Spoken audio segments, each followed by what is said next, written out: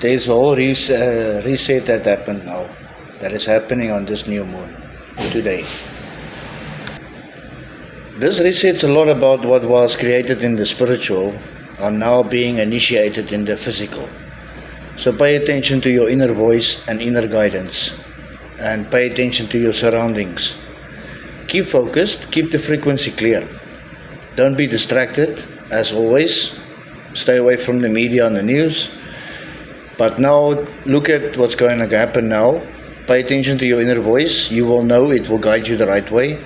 There is a lot that is being ushered into this reality from the spirit realm.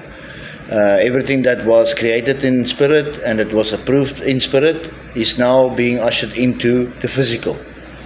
So this is a very abundant time starting for everyone who's on the right frequency of his journey.